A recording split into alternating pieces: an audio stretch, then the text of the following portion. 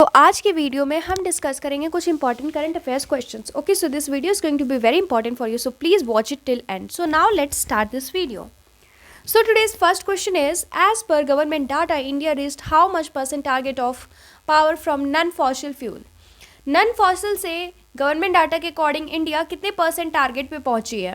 So here are the options: 40%, 42%, 45% and 51%. So here the correct answer is option number A, 40%. In line with Prime Minister Narendra Modi's announcement to achieve 500 GW of installed electricity capacity from non-fossil fuel sources by 2030 at COP26 climate conference, the government said it has already achieved 40% of the target. Prime minister Narendra Modi की जो announcement हुई है उसके according 500 GW installed electricity capacity में achieve किया जा सकता है by the non fossil fuel sources 2030 तक, और ये COP26 क्लाइमेट कॉन्फ्रेंस में हुआ था. सो गवर्नमेंट के अकॉर्डिंग ये इसने ऑलरेडी 40% टारगेट अचीव कर लिया है. So now goes the next question, and the next question is, recently India European Union agreed to enhance clean energy and climate partnership till which year? हाल ही में India European union ने agree किया है कि clean energy और climate partnership को किस साल तक बढ़ाया जाएगा. So here are the options: 2024, 2025, 2023, 2022. So here the correct answer is option number C, 2023. India and the EU, India and the European Union have agreed on a detailed work program until 2023 to implement the 2016 EU-India Clean Energy and Climate Partnership with a focus on increasing technical cooperation in the area of energy efficiency, renewable energy cooperation within the International Solar Alliance and green hydrogen. India और European union ने agree किया है कि detailed work programme 2023 तक implement किया जाएगा, जो कि 2016 से EU इंडिया क्लीन एनर्जी और क्लाइमेट पार्टनरशिप के साथ ये टेक्निकल कॉपरेशन इंक्रीज करेगा और ये एनर्जी एफिशिएंसी के एरिया को भी बहुत ज़्यादा बढ़ा देगा. रिन्यूएबल एनर्जी और cooperation with in the international solar alliance और ग्रीन हाइड्रोजन को भी ये इंक्रीज कर देगा. So now goes the next question, and the next question is, how much grant was approved by JFPR for urban primary healthcare uses across India to Asian Development Bank?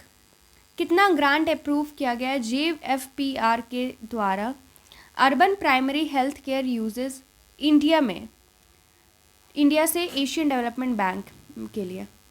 So here are the options: rupees 15 crore, rupees 20 crore, rupees 25 crore, rupees 10 crore. So here the correct answer is option number A. Asian Development Bank has received a grant of nearly rupees 15 crore from Japan Fund for Poverty Reduction JFPR, which will be utilized to enhance urban primary healthcare uses across India. The Japan Fund for Poverty Reduction has approved a $2 million, nearly rupees 15 crore technical assistance grant to provide key technical support to an ADB finance program. Asian Development Bank ADB को मिला है कितने का grant? 15 crore का Japan fund for poverty reduction JFPR की तरफ से, जो कि अर्बन प्राइमरी हेल्थ केयर को इंडिया में और ज़्यादा इन्हांस करने के लिए यूज़ की जाएगी. So now goes the next question, and the next question is, Information and Broadcasting Minister Anurag Singh Thakur and Uttar Pradesh Chief Minister Yogi Adityanath inaugurated Earth Station of Doordarshan Kendra in which city? Information and Broadcasting Minister Anurag Singh Thakur और UP के chief minister Yogi Adityanath ने मिलकर earth station Doordarshan केंद्र का inaugurate किया है किस शहर में? So here are the options: Gorakhpur, Lucknow, Varanasi, Kanpur. So here the correct answer is option number A, Gorakhpur. Information and Broadcasting Minister Anurag Singh Thakur and Uttar Pradesh Chief Minister Yogi Adityanath inaugurated Earth Station of Doordarshan Kendra in Gorakhpur. 3 FM station of All India Radio in Etawah, Lakhimpur, Khedi and Bahraich districts were also inaugurated at this juncture virtually. Information and Broadcasting Minister Anurag Singh Thakur और UP के chief minister Yogi Adityanath ने मिलकर inaugurate किया है earth station Doordarshan केंद्र का गोरखपुर में। और ये 3 FM station all India radio का इटवा में और लखीमपुर खेरी में और बहराइच डिस्ट्रिक्ट में इनॉग्रेट किया गया है। So now goes the next question, and the next question is, recently how much amount was transferred to farmers directly under PM Kisan scheme as per agriculture minister? Agriculture ministers के according हाल में कितना amount transfer किया गया farmers को directly under the PM किसान scheme? So here are the options: 2,20,000 crore, 1,20,000 crore, 1 lakh crore, 1,60,000 crore. So here the correct answer is option number D. Union Agriculture Minister Narendra Singh Tomar has informed that 1,60,000 crore rupee has been transferred to the farmers in their bank accounts directly under Pradhan Mantri Kisan Samman Nidhi PM Kisan scheme so far.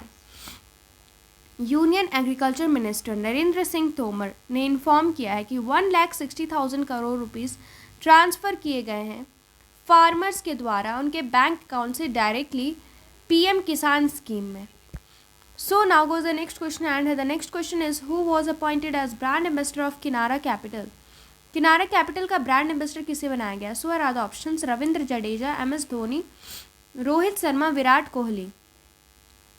So here the correct answer is option number A. Kinara Capital, an innovative, fast-growing fintech serving India's MSMEs, today announced that it has signed the Indian cricket team shining star Ravindra Jadeja as its official brand ambassador on the occasion of the companies 10th anniversary. Company के 10th anniversary पे किनारा capital ने बताया कि वो अपना official brand ambassador Ravindra Jadeja, जो कि क्रिकेटर है, इंडियन क्रिकेट टीम के शाइनिंग स्टार है, उन्हें बना रहे हैं. So now goes the next question, and the next question is, which bank has received an honorable mention in the constituted by the US based SME Finance Forum in the best bank for women entrepreneurs category? Women entrepreneurs category में किस bank को मिला है honourable mention in the constituted by the US based SME Finance Forum? So here are the options: ESAF SFB, IDBI Bank, Paytm Payment Bank, ICICI Bank. So here the correct answer is option number B, A. Okay, Kerala based ESAF Small Finance Bank Limited has received an honorable mention in the constituted by the US based SME Finance Forum.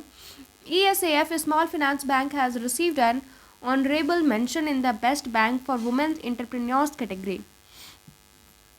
So now goes the next question, and the next question is, who was named male player of the year by Badminton World Federation? Li Wing, Kevin Cordon, Sebastian Coe, Victor Axelsen. So here the correct answer is option number D, Victor Axelsen. Olympic champion Victor Axelsen and Tokyo Olympic silver medalist Tai Tzu Ying were named the Badminton World Federation BWF male and female player of the year respectively, or the recognition of their stellar runs in action. तो किसे select किया गया है? Victor Axelsen, जो कि Olympic के क्या है? चैंपियन.